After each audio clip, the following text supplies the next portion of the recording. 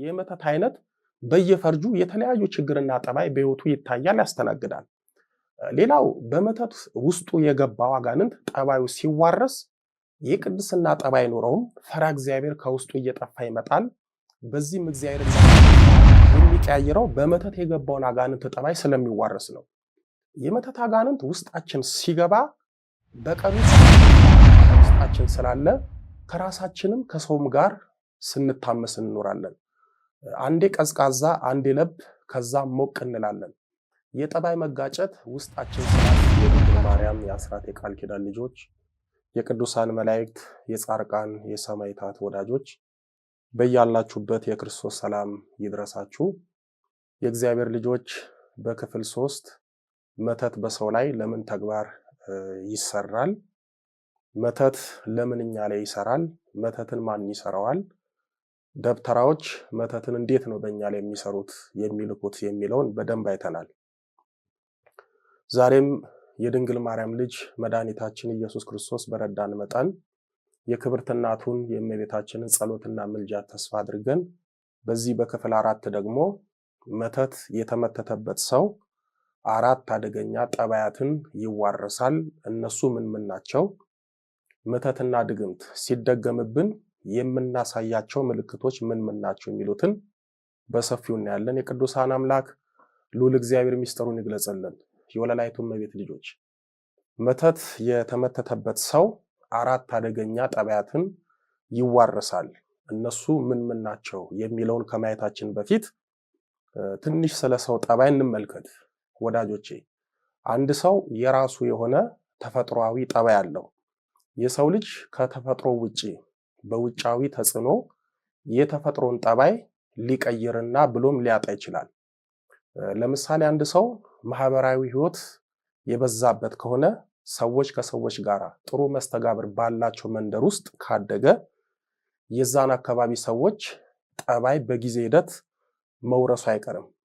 አንድ ሰው መልካም ስነ ምግባር ካላቸው ቤተሰብ ውስጥ ከኖረ ከተፈጥሮ ጠባይ ውጪ የነሱን መልካም ነገሮች ወርሶ ያድጋል። እንዲሁም በጠበኛና በተጨቃጫቂ ቤተሰብ ውስጥ ካደገ መጨቃጨቅ፣ መጣላት ምን ያህል ቀላል መሆኑን እያየ ስለሚያድግ በቀላሉ ጠበኛ የመሆን እድሉ ሰፊ ነው። አንድ ሰው በባዕድ አምልኮ ቤተሰብ ውስጥ ተወልዶ ካደገ የባዕድ አምልኮ ህይወት መሻትና ማምለክ ጠባይ ይሆናል። አንድ ሰው በመንፈሳዊ ህይወት ከታነጹ በጥሩ ስነ ምግባር ከተቀረጹ ቤተሰብ ውስጥ ከተወለደ የመንፈሳዊነትና የጥሩ ስነ ምግባር ጠባይ አብሮት ያድጋል። ለዚህም ነው ሰው አካባቢውን ነው የሚመስለው የሚባለው። የሰው ልጅ ቋሚ ጠባይ የለውም። እንደ እድሜው እርከኑ ተለዋዋጭ ጠባዮችን በእድሜው ያስተናግዳል። ግን በእነዚህ ሁሉ ውስጥ የአጋንንት ድርሻ ለኛ መልካም ላልሆኑት የጠባይ መዳረሻ ትልቅ ሚና አለው። አጋንንት የሰው ልጅን ጠባይ እንደ ራዲዮ ጣቢያ በመቀየር የራሱን ክፉ ጠባይ በሰዎች ውስጥ በማኖር በዚህም የራሱ የክፋት መስመር ላይ በማስገባት ለክፉ ተግባራት ይጠቀምበታል። ወዳጆቼ ዛሬ ብዙዎቻችን ከራሳችን ጋር አይደለንም። አመላችን አንዴ ሰው አንዴ አፈር ይሆናል። ለሰው አፋችንን ሞልተን ጠባያችን ይህ ነው ብለን መናገር በማንችልበት ደረጃ ላይ ነን። የአመልና የጠባይ መጣረስ ውስጣችን ስላለ ከራሳችንም ከሰውም ጋር ስንታመስ እንኖራለን። አንዴ ቀዝቃዛ አንዴ ለብ ከዛም ሞቅ እንላለን። የጠባይ መጋጨት ውስጣችን ስላለ ብዙዎቻችን የራሳችንን ጠባይ ለሰዎች ለመግለጽ ካለን ይልቅ የሌለንን መልካምና የጽድቅ ጠባይ እንናገራለን። ራሳችንንም በሌለን መልካም ቦታ እናስቀምጣለን። ይህ ችግር እንዳለ ሆኖ አንድ ሰው መተት ሲመተትበት የራሱ የሆነ የጠባይ መገለጫዎች አሉት። ስለዚህ መተት የተመተተበት ሰው 4 አደገኛ ጠባያት አሉት። እነሱ ምን ናቸው የሚሉትን እንመልከት። የወለላይቱ እመቤት ልጆች አንድ ሰው መተት ሲመተትበት ከራሱ ከተፈጥሮ ጠባይ ውጪ በአጠቃላይ 4 አደገኛ ጠባያት ይኖረዋል። እነሱም አንደኛ የራሱ የተፈጥሮ ጠባይ ነው። ሁለተኛው ያስመተተበት ሰው ጠባይ ነው። ሶስተኛው የመተተበት የደብተራው ወይም የጠንቋዩ ጠባይ ነው። አራተኛው የደብተራው አካል ነው። ስለዚህ አንድ ሰው መተት ተደረገበት ማለት በቀጥታ ከራሱ ጠባይ ውጪ 4 አደገኛ ጠባያትን ይዋረሳል ወይም 4 የማያውቃቸውን አደገኛ ጠባያት በህይወቱ ያስተናግዳል። በቀላል አገላለጽ መተት የተደረገበት ሰው ከራሱ ጠባይ ውጪ 4 አካላት በአንድነት ይሆናል ማለት ነው።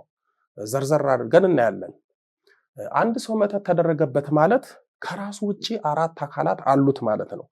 እነዚህ አካላት ህይወቱን ይበጠብጣሉ፣ ጠባዩን እንደ ንፋስ እንዳይጨበጥ ያደርጋሉ። መተት የተደረገበት ሰው እንኳን ሰዎች ሰውየው ራሱ የራሱን ጠባይ አያውቅም። ወጥ ሳይሆን ብጥብጥ ያለ ጠባይ ነው የሚኖረው። ለዚህም ነው ብዙ ጊዜ መተት የተደረገባቸውና መተት በየጊዜው የሚታደስባቸው ሰዎች ጠባያቸው ለራሳቸው ሰዎች፣ ለቤተሰባቸው፣ ለጓደኛቸውና ለወዳጃቸው የማይታወቀው። ለምሳሌ መተት ያስደረገበት ሰው በጠባዩ ነጭናጫ፣ ቁጡ፣ ተሳዳቢና ትዕግስተ ቢስ ከሆነ የተመተተበት ሰው በድንገት ጠባይ ይቀየርና ነጭናጫ፣ ቁጡ፣ ተሳዳቢና ትዕግስተ ቢስ ይሆናል። ብዙ ጊዜ መተት የተመተተባቸውና መተት የሚታደስባቸው ሰዎች በአንድ ጊዜ የአምልኮት ህይወታቸው ይቀየራል። ይህ ማለት ምን ማለት መሰላችሁ? በአንድ ጊዜ ያስለመዱትን ጸሎት፣ ስግደት፣ ቅዱስ ቁርባን መቀበል፣ ቤተክርስቲያን መሄድ፣ ሄዶም ማስቀደስ፣ ስብከት መስማት፣ በመቁጠሪያ መቀጥቀጥ ወዘተ እርግፍ አድርገው ይተዋሉ። የሚያሳዝነው መጸለይ፣ መስገድ፣ መቁረብ፣ ቤተክርስቲያን መሄድ፣ በመቁጠሪያ መቀጥቀጥ ወዘተ ይፈልጋሉ፣ ግን ይህንን ለማድረግ መንፈሳዊ አቅም ያጣሉ። ምናልባት እንደምንም ብለው የግድ ታግለው ቢጸልዩ ጸሎቱ ያስጠላቸዋል። የለመዱት ጸሎት በጣም ይረዝምባቸዋል። ጸሎቱ አላልቅ ይላቸዋል። ጸሎቱ ስልችት ይላቸዋል። እንደ ቀድሞ ህሊናቸውንና ልቦናቸውን ሰብስበው በተመስጦ ሆነው መጸለይ አይችሉም። በመቁጠሪያ ሲቀጠቅጡ በፊት ህመም የማይሰማቸው አሁን በመቁጠሪያ ሲቀጠቅጡ ከበፊቱ በተለየ ሁኔታ ህመም ይሰማቸዋል። የሚገርመው ደግሞ ብዙ ስግደትን ማለትም የአምልኮት ስግደትን፣ የመቀጥቀጫ ስግደትን ቀጥቅጠው እንዳልሰገዱ ስግደት ተራራ ይሆንባቸዋል። ገና ለመስገድ ሲያስቡ ልክ እንደሰገደ ሰው ቀድሞ ይደክማቸዋል። ቅዱስ ቁርባን ላለመቀበል ምክንያት ያበዛሉ፣ ምክንያት ይደረድራሉ። አንዳንዴም በእግዚአብሔር ዘንድ ተቀባይነት በሌለው ትሕትና ተጠምደው ቅዱስ ቁርባን መቀበል ይተዋሉ። ቀድሞ በአምልኮት ህይወት ትግበራ ያገኙት ፋይዳ አሁን ትልቅ ዕዳ ይሆንባቸዋል። ቀድሞ የነበራቸው ትጋት አሁን ወደ መሰልቸትና ወደ ጭንቀት ይቀየራል። ቀድሞ የነበራቸው መንፈሳዊ ደስታ፣ መንፈሳዊ ሞራል፣ መንፈሳዊ ብርታትና ልዕልና እልም ወዳለ ስንፍና ይቀየራል። ይህ ሁሉ ለምን እንደሆነ ታውቃላችሁ? አንደኛ በመተት አጋንንት ያስመታችሁን ሰው ጠባይ ስትዋረሱ ነው። ያስመተተባችሁ ሰው ስለማይጸልይ፣ ስለማይሰግድ፣ ቅዱስ ቁርባን ስለማይቀበል እናንተም የተመተተባችሁ ሰሞን አትጸልዩም፣ አትሰግዱም፣ ቅዱስ ቁርባን አትቀበሉም፣ ቤተክርስቲያን አትሄዱም፣ በመቁጠሪያ አትቀጠቅጡም። ሁለተኛው በመተት የገባው አጋንንት ደግሞ በራሱ እንዳትጸልዩ፣ እንዳትሰግዱ፣ ቅዱስ ቁርባን እንዳትቀበሉ፣ በመቁጠሪያ እንዳትቀጠቅጡ ስለሚያደርጋችሁ ነው። በአጠቃላይ መተት የተመተተባችሁ የተላከባችሁና የታደሰባችሁ ሰሞን ትጥቃችሁን ትፈታላችሁ። ማለትም አጅሬ መንፈሳዊ የጦር ዕቃችሁን ጾም፣ ጸሎት፣ ስግደት ወዘተ ያስጠላችኋል። የመተተበት ደብተራ ወይም ጠንቋይ የግል ጠባዩ በቀለኛ፣ ሰውን የሚጠላ ክፉ ከሆነ የተመተተበት ሰውም በድንገት ጠባዩ ተቀይሮ በቀለኛ፣ ሰውን የሚጠላ ክፉ ይሆናል። ይህንንም የተዋረሰውን ጠባይ በቤተሰቡ ለምሳሌ በትዳር አጋሩ፣ በልጆቹ እንዲሁም በወዳጆቹና በሰዎች ላይ ያሳያል። ስለዚህ መተት የተመተተበት ሰው የማያውቀውን መተት የመተተበትን የደብተራውን የጠንቋዩን ሰው ጠባይ ይዋረሳል። የደብተራውን አካል ያልኳችሁ ለምሳሌ መተት የመተተባችሁ ደብተራ እጁ ቆማጣ ወይም ጉንድሽ ከሆነ የእናንተም እጅ ዕቃ መያዝ፣ ስራ መስራት አይችልም። ይዝላል፣ ይልፈሰፈሳል። ጸበል ስትጠመቁ ደግሞ እጃችሁ ቁልፍልፍ ይላል፣ እጃችሁ ድርቅ ይላል። የደገመባችሁ ደብተራ እግር ከሌለው እናንተም እግራችሁ ይዝላል፣ መሄድ ያቅታችኋል። ከቤት አትወጡም፣ ቤት ውስጥ ቁጭ ብላችሁ አሊያም ተኝታችሁ ትውላላችሁ። ጸበል ስትጠመቁ እግራችሁ ይታሰራል፣ ቁልፍ ይላል። ሌላው አደገኛው የአካል ተዋርሶ ነው። የመተተባችሁ ደብተራ ሽማግሌ ከሆነ በድንገት ንግግራችሁ፣ አካሄዳችሁ፣ አለባበሳችሁ፣ አካላችሁ እንደ ሽማግሌ ይሆናል። ሴቶቹም ልክ እንደዚሁ። ሰዎች እስኪገረሙና እስኪደነቁ ድረስ በአንድ ጊዜ አለባበሳችሁ ዝርክርክ ይላል። ለአለባበሳችሁ ግዴለሾች ትሆናላችሁ። ልብስና ጫማ ስትገዙ ለወጣት ሳይሆን ለአዛውንት የሚሆኑ ነው የምትገዙት። አካሄዳችሁም ተቀይሮ አቀርቅሮ ጀፍ ጀፍ እያላችሁ እያዘገማችሁ ትራመዳላችሁ። ነገረ ስራችሁ በሙሉ የጎልማሳ የወጣት ሳይሆን የአዛውንት የአሮጊት ይሆናል። በነገራችን ላይ ስራ መስራት እየቻሉ የማይሰሩ ከቤት ተጎልቶ የሚውሉ ሰዎች ከኮሌጅ ከዩኒቨርሲቲ ተመርቀው ዞር ዞር ብለው ስራ የማይፈልጉት ማስታወቂያ የማዩት ቤት የሚጎለቱት ሰዎች ከስራ በራሳቸው ፈቃድ ለቀው ከቤት ያለ ስራ የሚውሉት ሰዎች ቆማጣ አንዱ ወይም ሁለቱ እግሩ ሽባ የሆነ ደብተራ የመተተባቸው ሰዎች ናቸው። የመተተባቸውን ደብተራ አካል ይዋረሱና አይሰሩም፣ ከቤት አይወጡም። ቤት ውስጥ ሲገላበጡ፣ ሲተኙ፣ ሲቀመጡ፣ ሲበጠብጡ፣ ሲበጠበጡ ይኖራሉ። የደገመባችሁ ደብተራ አይነ ስውር ከሆነ አይናችሁን በድንገት ይጋርዳችኋል፣ ለማየት ትቸገራላችሁ። በተለይ ጤነኛ አይን እያላችሁ ጸሎት ስትጸልዩ፣ ለምሳሌ አርጋኖን፣ ሰይፈ ስላሴን ስትጸልዩ ፊደሉ አይታያችሁም። ቢታያችሁም ፊደሉ ተደራርቦ ለማየት ለመለየት ትቸገራላችሁ። ፊደሎቹ አይናችሁ ላይ ይርመሰመሳሉ። ይህ ምልክት ደብተራው ወይም ደጋሚው ላይ ያለው የአካል ችግር በላኮ መተት አማካኝነት የደብተራውን አካል ስትዋረሱ ነው። ሌላው መተት የተመተተበት ሰው ጠባዩን እጅግ የሚያከፋውና የሚቀያይረው በመተት የገባውን አጋንንት ጠባይ ስለሚዋረስ ነው።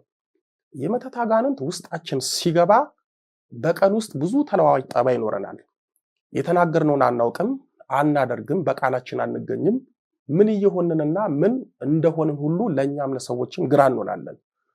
በአጠቃላይ ይህ ነው የሚባል የሚጨበጥ ለሰዎች የሚገለጥ ጠባይ አይኖረንም። እንደውም ግራ የሚያጋባ ከማንኛውም ሰው ጋር የማያግባባ ጠባይ ነው የሚኖረን። ቅዱስ ጳውሎስ በሮሜ መልእክቱ በምዕራፍ 1 ቁጥር 29 ላይ ክፉ ጠባይን ተሞሉ እንዳለው መተት የተደረገባቸው ሰዎች የመተት አጋንንት ክፉ ጠባይ ውስጣቸው ይመላል። ለምሳሌ መተት የተደረገበት ባል ሚስቱን በድንገት ይጠላል። ቀድሞ ሰጣት የነበረውን ፍቅርና ክብር በአንድ ጊዜ ተዋል። ከሷ ጋራ ሲተኛ የገዛ ሚስቱ አካል የሌላ ሰው አካል ይመስለዋል። በዚህም ስሜቱ ይቀዘቅዛል፣ ፍላጎቱ ይሞታል። ከሚስቱ ጋራ አይደለም አብሮ መተኛት ማየት ያስጠላዋል። ሚስቱን ይደበድባል፣ ልጆቹን ይመታል። ሚስት መተት ከተደረገባት ለባሏ ያላት ፍቅርና ክብር በድንገት ይጠፋል። ባሏን ያለ ምክንያት ትጠላለች፣ ትደበድባለች። ልጆቿን በረባውም ባልረባውም በጥፋታቸውም ያለ ጥፋታቸውም ትመታለች። ለምን? ውስጣዊ ጠባይዋ በመተት አጋንንት ክፉ ጠባይ ስለተመላ። ቅዱስ ጳውሎስ ክፉ ጠባይ ተሞሉ እንዳለው ብዙዎች በድንገትና በጊዜ ሂደት ክፉ ጠባይ የሚሞሉት ክፉም የሚሆኑት በክፉ መናፍስትና በመተት ጠባይ ነው። ቅዱስ ጳውሎስ በአንደኛ ቆሮንቶስ በምዕራፍ 5 ቁጥር 13 ላይ ክፉን ከመካከላችሁ አውጡት እንዳለው መተት የተደረገባቸው ሰዎች አውቀው ነቅተው በጾም በጸሎት በስግደትና በቅዱስ ቁርባን ሕይወት ክፉን መተት ከመካከላቸው ካላስወጡ በሕይወታቸው ሲበጠበጡ ይኖራሉ። ከባሰ ደግሞ ምናልባት ሕይወታቸውንም ሊያጡ ይችላሉ። ለምሳሌ አንድ ተማሪ በእውቀቱ መተት ሲደረግበት በመጀመሪያ የተፈጥሮ እውቀቱን በመተት አጋንንት እንዲያጣ ሲያደርጉት አንደኛ መተቱን ያስመተተበትን ሰው ጠባይ ይዋረሳል። ያስመተተበት ሰው ድንዝ ያለ ሙልጭ ያለ ሰነፍ ከሆነ የተመተተበት ተማሪም በድንገት ድንዝ ይላል፣ ከጉብዝና ወደ ስንፍና ይሸጋገራል። ሁለተኛ ተማሪው መተቱን የመተተበትን ሰው ጠባይ ይዋረሳል። ጠባዩ ተገልብጦ ሌላ ሰው ይሆናል። ሶስተኛ በመተት ወደ ህይወቱ የገባበትን አጋንንት ጠባይ ይዋረሳል። አጋንንቱ አፍዝዞ አደንዝዞ ትምህርት አስጠልቶት ትምህርት አስትቶት ከትምህርት ህይወት ያስወጣዋል። ምናልባት ተማሙቶ ቢማር እንኳን ዩኒቨርሲቲ የሚያስገባውን ውጤት ማምጣት አይችልም። መተቱ በምንሰራው ስራ የተመተተብን ከሆነ የምናሳየው ጠባይ ስራውን መጥላት፣ ስራ ቦታ ማንቀላፋት፣ በአግባቡ አለመስራት፣ ስራው አልገፋ ማለት፣ ብቃት ማጣት ወይም መቀነስ፣ ድንገተኛ ህመምና ድብርት፣ ተለዋዋጭ ጠባይ መኖር፣ በስራው ችሎታ ወደ ተሻለ ከፍታ ከፍ አለ ማለት፣ ሰርቶ ባገኘው ገንዘብ በረከት ማጣት ወይም በገንዘቡ ምንም ቁም ነገር ሳይሰራ ማባከን ወዘተ ናቸው። ስለዚህ ሰውየው ላይ እንደተመተተበት የመተት አይነት በየፈርጁ የተለያዩ ችግርና ጠባይ በህይወቱ ይታያል፣ ያስተናግዳል። ሌላው በመተት ውስጡ የገባው አጋንንት ጠባዩ ሲዋረስ የቅድስና ጠባይ ኖረውም ፈራ እግዚአብሔር ከውስጡ እየጠፋ ይመጣል። በዚህም እግዚአብሔርን መፍራት ይተዋል። ቆራቢ ከሆነ ቁርባኑን ይተዋል። ባስ ካለ ቁርባኑን በዝሙት ያፈርሳል። በፊት የሚያከብረውን የሚተገብረውን ሕገ እግዚአብሔርን ስርዓተ ቤተክርስቲያንን ይተቻል፣ ይነቅፋል። የአምልኮት ሕይወትንም እርግፍ አድርጎ ይተዋል። ከዛም ሁል ጊዜ አብዝተው ስለጸለዩ ስለሰገዱ ቤተክርስቲያንም ስለተመላለሱ አይደለም፣ ዋናው ልብ ነው እያለ የቀድሞ ትጋትን ትቶ ስንፍናን ደርቶ ይኖራል። በተቃራኒ መልኩ የሰውየውን ጠባይ ገልብጦ ለውጦ ትዕግስተ ቢስ፣ ነጭናጫ፣ ብስጩ፣ ቁጡ፣ ኃይለኛ፣ ዝንጉ፣ ንቃተ ህሊናው የሞተ የፈዘዘና የመርሳት ችግር ያለበት ሲሆናል። ለዚህም ነው መተት የተደረገበት ሰው ሙሉ ለሙሉ በሚባል ደረጃ ጠባዩ ተቀይሮ ሌላ ሰው የሚሆነው። በግለሰብ ወይም በአንድ ሰው ላይ መተት ሲመተትበት ምልክቶቹ ምንድናቸው የሚለውን ስንመለከት የወለላይቱ እመቤት ልጆች አንድ ሰው መተት ሲመተትበት የሚያሳየውና የሚያዩ ምልክቶች አሉ። እነሱም ራስን መጥላት፣ ከመጠን ያለፈ ድብርት ውስጥ መግባት፣ ባል ሚስትን፣ ሚስት ባልን ብሎም ልጆችንና ቤተሰብን በድንገት መጥላት፣ ስራ መጥላት ወይም ስራ ቦታ ለመሄድ፣ ስራ ቦታ በግድ መሄድ፣ ቢሄዱም በአግባቡ አለመስራት፣ በስራ ደስታ ማጣት፣ ስራ አለመስራት፣ የስራ ዕድል መዘጋት ወይም ስራ ማጣት፣ ለዛውም ስራ የሚያስይዝ ትምህርት ተምረው በስራ ደስታ እያጡ ስራ መቀያየር፣ ከሰው ጋር አለመግባባት፣ ሁሉም ሰው ይጠላኛል፣ ሁሉም ሰው ስለኔ ነው የሚያወራው ብሎ ማሰብና መጨነቅ፣ ከሰው ጋር አለመቀላቀል ማለትም ብቸኝነትን መምረጥና ከሰው መራቅ፣ ሰርቶ አመዳፋሽ መሆን ማለትም ሰርቶ የገንዘብ በረከት ማጣት፣ ከፍተኛ ፍርሃት ውስጥ መውደቅ፣ ራስንም ሰዎችንም አለማመን፣ መኖር መጥላት፣ ራስን ለማጥፋት መመኘትና ለማጥፋት መሞከር፣ እልም ያሉ ሰነፍ መሆን፣ እንቅልፍ ሰላም ማጣት፣ እንዲሁም እላፊ መተኛት ወይም ቤት ውስጥ ቀንም ሌሊትም መተኛትና ሲገላበጡ መዋል፣ አለመማር ወይም ተምሮ ስራ አጥቶ ከቤት መዋል፣ ትዳር አለመያዝ፣ በቤት ውስጥ ድንገተኛ ሰላም፣ ፍቅር፣ በረከት ማጣት፣ በሆነው ባልሆነው መጨቃጨቅ፣ መጣላት፣ ቤት ውስጥ አይጥ የማይዛቸው መርዝ የማይገድላቸው አይጦች መኖር፣ መርዝ ስትሰጧቸው መርዙን እየበሉ መራባትና መወፈር፣ አይጦቹም እየተሯሯጡ ቤት ውስጥ መጨፈር፣ ልብሳቸውን በተለይ በሳጥን ውስጥ ያስቀመጡትን የሚወዱትን ልብስ በአይጥ መበላት፣ የቤታቸው የነሱም የልብሳቸውም ጠረን በሚቀፍ ሁኔታ መሽተት፣ ቤታቸው የሚከብድ ስሜት መሰማት፣ ለምሳሌ ሳሎናቸው፣ መኝታ ቤታቸው ክብድ የሚል ስሜት መሰማት፣ እነሱም ይፈሩታል። በተለይ መኝታ ቤታቸው የቅዠትና የአስፈሪ ህልም መናኸሪያ ይሆናል። አስፈሪና አስደንጋጭ በተለይ የሚያባርራቸው፣ የሚያሳድዳቸው፣ ሊገድላቸው የሚታገል ሰውና ሊነክሳቸው የሚያባርራቸው ውሻና እባብ፣ ጅብ ያያሉ። የእነሱና የልጆቻቸው ፀጉር በከፍተኛ ሁኔታ ይቀጭማል፣ ይቀምላል። ቤታቸው መኝታ ቤታቸው ይቅማል። የቁንጫ፣ የቷን፣ የቅጫም፣ የበረሮና የተለያዩ ነፍሳት መጠራቀሚያ ይሆናል።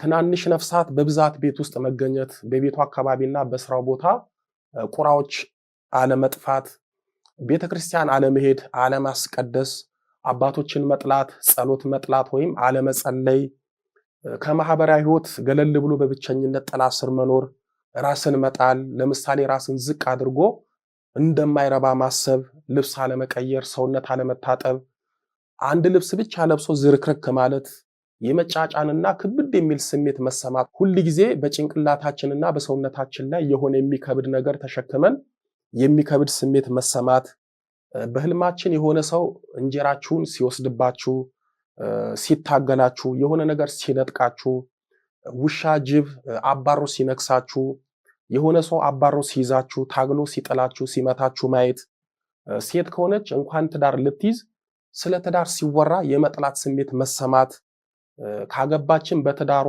በፍቅሯ በሩካቤ ስጋ ደስታ ማጣት፣ ልጅ አለመውለድ፣ በተደጋጋሚ የፅንስ መጨናገፍ፣ ኃይለኛና ነገረኛ ሴት መሆን፣ ነገር ከያዘች አለመልቀቅ፣ አጥፍታ ይቅርታ አለመጠየቅ፣ የማይጨበጥ ድንገተኛ ተለዋዋጭ ጠባይ ማሳየት፣ ሁል ጊዜ ክፉ አጋጣሚዎችን ማስተናገድ፣ ለምሳሌ በተደጋጋሚ የመኪና አደጋ ማስተናገድ፣ ሰው የማይወድቅበት ቦታ በድንገት ወድቆ መሰበር፣ ከሰው መጣላት፣ ተደባርቦ ችግር ውስጥ መግባት፣ ሰው ላይ ችግርና አደጋ ማድረስ፣ ፊልምና ህልም የሚመስል ህይወት መኖር፣ ምንም ነገር ጀምሮ አለመሳካት፣ የጀመርነው ነገር ከፍጻሜ አለማድረስ፣ የለፉበት ነገር ውጤት አለማየት፣ ጥሩ ስራ እየሰሩ እንደ ካሮት ቁልቁል ማደግ፣ በሚሰራው ስራ ሁል ጊዜ ስኬት ማጣት፣ ጤና ማጣት፣ በሽተኛ መሆን፣ በድንገት ታሞ ካልጋ መዋል፣ በሰዎች ዘንድ መጠላት፣ መገፋት፣ ራስን አጥፋ የሚል